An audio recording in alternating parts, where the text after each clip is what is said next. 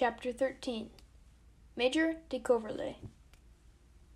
Moving along the bomb line did not fool the Germans, but it did fool Major Coverley, who packed his musette bag, commandeered an airplane, and, under the impression that Florence too had been captured by the Allies, had himself flown to that city to rent 2 apartments for the officers and the enlisted men in the squadron to use on rest leaves.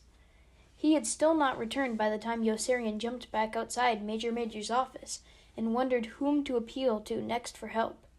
Major de Coverley was a splendid, awe-inspiring, grave old man, with a massive leonine head and an angry shock of wild white hair that raged like a blizzard around his stern, patriarchal face. His duties as squadron executive officer did consist entirely, as both Doctanica and Major had conjectured, of pitching horseshoes, kidnapping Italian laborers, and renting apartments for the enlisted men and officers to use on rest leaves, and he excelled at all 3.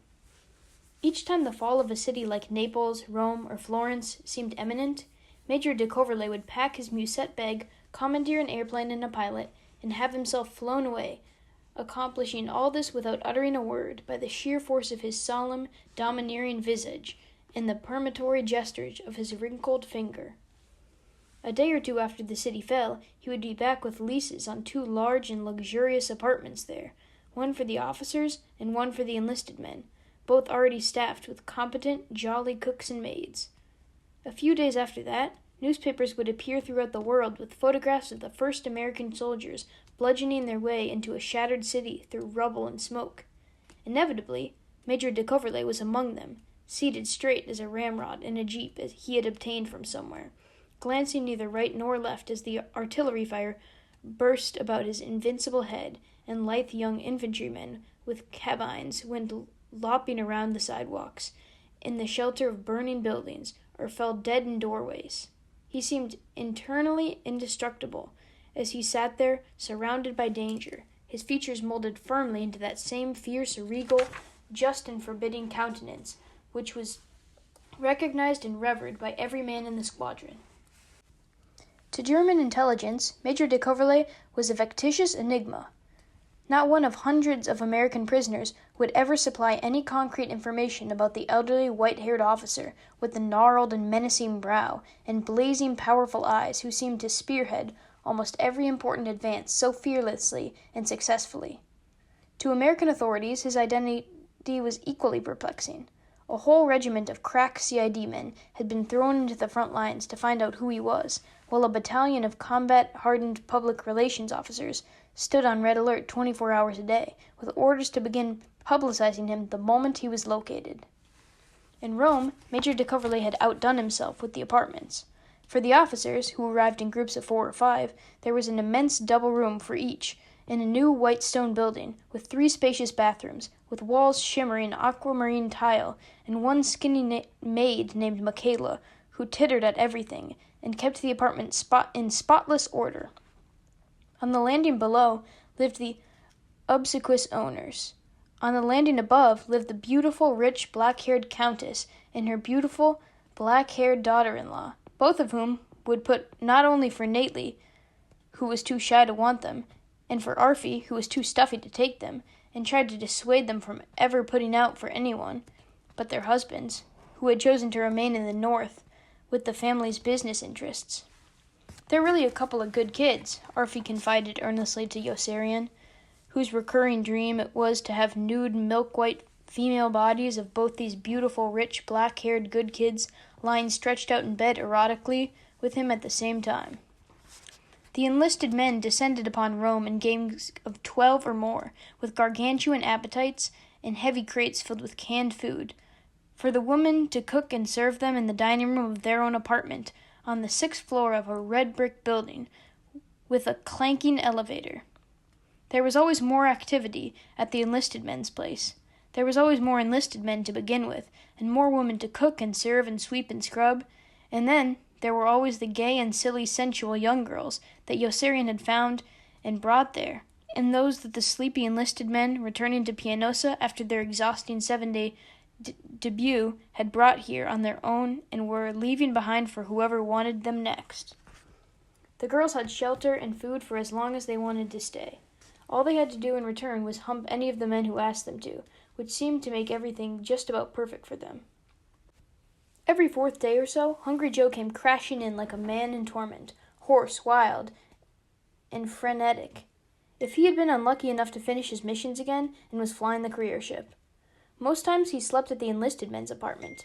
Nobody was certain about how many rooms Major de Coverley had rented, not even the stout, black, bodiced woman in corsets on the first floor, for whom he had rented them.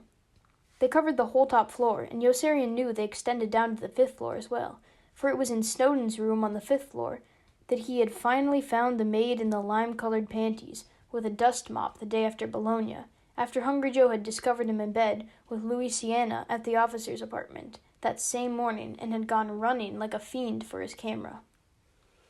The maid in the lime-colored panties was a cheerful, fat, obliging woman in her mid-30s, with squashy thighs and swaying hams and lime-colored panties that she was always rolling off for any man who wanted her. She had a plain, broad face and was the most virtuous woman alive.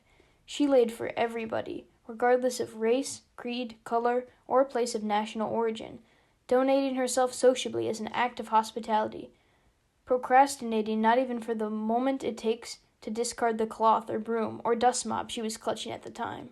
She was grabbed. Her allure stemmed from her accessibility. Like Mount Everest, she was there, and the men climbed on top of her each time they felt the urge. Yossarian was in love with the maid in the lime-colored panties, because she seemed to be the only woman left he could make love to without falling in love with. Even the bald-headed girl in Sicily still evoked in him strong sensations of pity, tenderness, and regret. Despite the multiple perils to which Major de Coverley exposed himself each time he rented apartments, his only injury had occurred, ironically enough, while he was leading the triumphant procession into the open city of Rome, where he was wounded in the eye by a flower fired at him from close range by a seedy, cackling, intoxicated old man, who, like Satan himself, had then bounced up on Major de Coverley's car with malicious glee, seized him roughly and contemptuously by his venerable white head, and kissed him mockingly on each cheek, with a mouth reeking of sour fumes of wine, cheese, and garlic, before dropping back into the joyous celebrating throngs, with a hollow, dry, execrating laugh. Major de Coverley, a Spartan in adversity, did not flinch once throughout this whole hideous ordeal, and not until he returned to Pianosa, his business in Rome completed, did he seek medical attention for his wound. He resolved to remain binocular, and specified to Doctanica that his eye patch be transparent, so that he can continue pitching horseshoes, kidnapping Italian laborers, and renting apartments with unimpaired vision. To the men in the squadron, Major de Coverley was a colossus, although they never dared tell him so. The only one who ever did dare address him was Milo Minderbinder, who approached the horse-show pitching pit with a hard-boiled egg his second week in the squadron, and held it aloft for Major de Coverley to see. Major de Coverley straightened with astonishment at Milo's effrontery, and concentrated upon him the full fury of his storming countenance, with its rugged overhang of gullied forehead and huge crag of a humpbacked nose that came charging out of his face, wrathfully, like a Big Ten fullback. Milo stood his ground, taking shelter behind the hard-boiled egg, raised protectively before his face like a magic charm. In the time the gale began to subside, and the danger passed. "What is that?" Major de Coverley demanded at last. "An egg," Milo answered. "What kind of egg?" Major de Coverley demanded. "A hard-boiled egg," Milo answered. "What kind of a hard-boiled egg?" Major de Coverley demanded. "A fresh hard-boiled egg," Milo answered. "Where did the fresh egg come from?" Major de Coverley demanded. "From a chicken," Milo answered. "Where is the chicken?" Major de Coverley demanded. "The chicken is in Malta," Milo answered. "How many chickens are there in Malta?" "Enough chickens to lay fresh eggs for every officer in the squadron, at 5 cents apiece from the mess fund," Milo answered. "I have a weakness for fresh eggs," Major de Coverley confessed. "If someone put a plane at my disposal, I could fly down there once a week in a squadron plane and bring back all the fresh eggs we need," Milo answered. "After that, Malta's not so far away." "Malta's not so far away," Major de Coverley observed. "You could probably fly down there once a week in a squadron plane and bring back all the fresh eggs we need." "Yes," Milo agreed. "I suppose I could do that, if somebody wanted me to, and put on a plane at my disposal." "I like my fresh eggs fried," Major de Coverley remembered, "in fresh butter." I can find all the fresh butter we need in Sicily for 25 cents a pound, Milo answered. 25 cents a pound for fresh butter is a good buy. There's enough money in the mess fund for butter, too. And we probably could sell some to the other squadrons at a profit, and get most back of what we pay on our own. What's your name, son? Asked Major de Coverley. My name's Milo Minderbinder, sir. I am 27 years old. You're a good mess officer, Milo. I'm not the mess officer, sir. You're a good mess officer, Milo. Thank you, sir. I'll do everything in my power to be a good mess officer. Bless you, my boy. Have a horseshoe. Thank you, sir, but what should I do with it? Throw it. Away? At that peg there. Then pick it up and throw it at this peg. It's a game, see? You get the horseshoe back. Yes, sir, I see. How much are horseshoes selling for? The smell of a fresh egg snapping exotically in a pool of fresh butter carried a long way on the Mediterranean trade winds, and brought General Drito racing back with a ferocious appetite, accompanied by his nurse, who accompanied him everywhere, and his son-in-law, Colonel Mudis. In the beginning, General Drito devoured all of his meals in Milo's mess hall. Then the other 3 squadrons in Colonel Cathcart's group turned their mess halls over to Milo, and gave him an airplane and a pilot each so that he could buy fresh eggs and fresh butter for them too. Milo's planes shuttled back and forth 7 days a week, as every officer in the 4 squadrons began devouring fresh eggs in an insatiable orgy of fresh egg eating. General Drito devoured fresh eggs for breakfast, lunch, and dinner. Between meals, he devoured more fresh eggs, until Milo located abundant sources of fresh veal, beef, duck, baby lamb chops, mushroom caps, broccoli, South African rock lobster tails, shrimp, ham, puddings, grapes, ice cream, strawberries, and artichokes. There were 3 other bomb groups in General Drito's combat wing, and they each jealously dispatched their own planes to Malta for fresh eggs, but discovered that fresh eggs were selling there for 7 cents apiece. Since they could buy them from Milo for 5 cents apiece, it made more sense to turn over their mess halls to his syndicate too, and give him the planes and the pilots needed to ferry and all the other good food he promised to supply as well. Everyone was elated with this turn of events. Most of all, Colonel Cathcart, who was convinced he had worn a feather in his cap. He greeted Milo jovially each time they met, and in an access of contrite generosity, impulsively recommended Major for promotion. The recommendation was rejected at once by 27th Air Force Headquarters by ex-PFC Wintergreen, who scribbled a grotesque, unsigned reminder that the Army had only one Major, and did not intend to lose him by promotion just to please Colonel Cathcart. Colonel Cathcart was stung by the blunt rebuke, and sulked guiltily about his room in smarting reputation. He blamed Major for this black eye, and decided to bust him down to lieutenant that very same day. They probably won't let you, Colonel Corn remarked with a condescending smile, savoring the situation. For precisely the same reasons they wouldn't let you promote him. Besides, you'd certainly look foolish trying to bust him down to lieutenant right after you tried to promote him to my rank. Colonel Cathcart felt hemmed in on every side.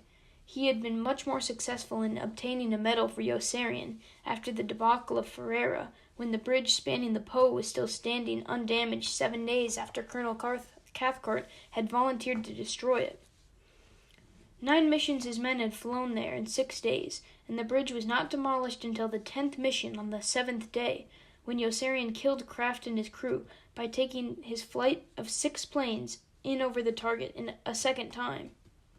Yossarian came in carefully on his second bomb run, because he was brave then. He buried his head in bomb sight until his bombs were away. When he looked up, everything inside the ship was suffused into a weird orange glow. At first, he thought that was his own plane on fire. Then he spied the plane with the burning engine directly above him, and screamed to McWatt through the intercom to turn left hard. A second later, the wing of Kraft's plane blew off.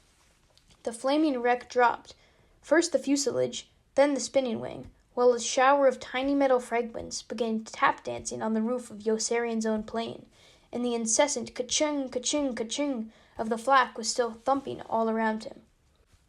Back on the ground, every eye watched grimly as he walked in dull dejection up to Captain Black outside the green clapboard briefing room to make his intelligence report, and learned that Colonel Cathcart and Colonel Corn were waiting to speak to him inside.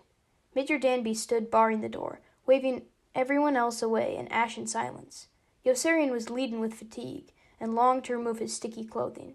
He stepped into the briefing room with mixed emotions, uncertain how he was supposed to feel about Kraft and the others, for they had all died in the distance of a mute and secluded agony, at a moment when it was up to his own ass in the same vile, excruciating dilemma of duty and damnation. Colonel Cathcart, on the other hand, was all broken up by the event. "Twice?" he asked. "I would have missed it the first time," Yossarian replied softly, his face lowered. Their voices echoed silently in the long, narrow bungalow. "But twice?" Colonel Cathcart repeated in vivid disbelief. "I would have missed it the first time," Yossarian repeated. "But Kraft would be alive, and the bridge would still be up. A trained bombarder is supposed to drop his bombs the first time," Colonel Cathcart reminded him. "The other 5 bombarders dropped their bombs the first time." "And missed the target," Yossarian said. "We'd have to go back there again." "And maybe if you would have gotten it the first time then, and maybe if I wouldn't have gotten it at all. But maybe there wouldn't have been any losses, and maybe there would have been more losses, with the bridge still left standing. I thought you wanted the bridge destroyed." "Don't contradict me," Colonel Cathcart said. "We're all in enough trouble." "I'm not contradicting you, sir." "Yes, you are. Even that's a contradiction." "Yes, sir, I'm sorry." Colonel Cathcart cracked his knuckles violently. Colonel Corn, a stocky, dark, flaccid man with a shapeless paunch, sat completely relaxed on one of those benches in the front row, his hands clasped comfortably over the top of his bald and swarthy head. His eyes were amused behind his glinting, rimless spectacles. "We're trying to be perfectly objective about this," he prompted Colonel Cathcart. "We're trying to be perfectly objective about this," Colonel Cathcart said to Yossarian, with the zeal of a sudden inspiration. "It's not that I'm being sentimental or anything. I don't give a damn about the men or the airplane. It's just that it looks so lousy on the report. How am I going to cover up something like this in the report?" "Why don't you give me a medal?" Yossarian suggested timidly. "For going around twice? You gave one to Hungry Joe when he cracked up that airplane by mistake." Colonel Cathcart snickered ruefully. "You'll be lucky if we don't give you a court-martial." "But I got the bridge the second time around," Yossarian protested. "I thought you wanted that bridge destroyed." "Oh, I don't know what I wanted," Colonel Cathcart cried out in exasperation. "Look, of course I wanted the bridge destroyed. That bridge has been a source of trouble to me ever since I decided to send you men out to get it. But why couldn't you do it the first time?" "I didn't have enough time. My navigator wasn't sure we had the right city." "The right city?" Colonel Cathcart was baffled. "Are you trying to blame it all on Arfie now?" "No, sir, it was my mistake for letting him distract me. All I'm trying to say is that I'm not infallible." "Nobody's infallible," Colonel Cathcart said sharply, and then continued vaguely with an afterthought. "Nobody is indispensable either." There was no rebuttal. Colonel Corn stretched sluggishly. "We've got to reach a decision," he observed casually to Colonel Cathcart. "We've got to reach a decision," Colonel Cathcart said to Yossarian. "And it's all your fault. Why did you have to go around twice? Why couldn't you drop your bombs the first time like all the others? I would have missed the first time." "It seems to me that we're going around twice," Colonel Cathcart interrupted with a chuckle. "But what are we going to do?" Colonel Cathcart exclaimed with distress. "The others are all waiting outside." "Why don't we give him a medal?" Colonel Cathcart proposed. "For going around twice? What can we give him a medal for?" "For going around twice," Colonel Corn answered with a reflective, self-satisfied smile. "After all, I suppose it did take a lot of courage to go over that target a second time, with no other planes around to divert the anti-aircraft fire. And he did hit the bridge. You know, that might be the answer to act boastfully about something we ought to be ashamed of. That's a trick that never seems to fail. Do you think it will work?" "I'm sure it will, and let's promote him to captain too, just to make it certain." "Don't you think that's going a bit farther than we have to?" "No, I don't think so. It's best to play safe, and a captain's not much of a difference." "All right," Colonel Cathcart decided. "We'll give him a medal for being brave enough to go around the target twice, and we'll make him a captain too." Colonel Corn reached for his hat. "Exit smiling," he joked, and put his arm around Yossarian's shoulders as they stepped outside the door.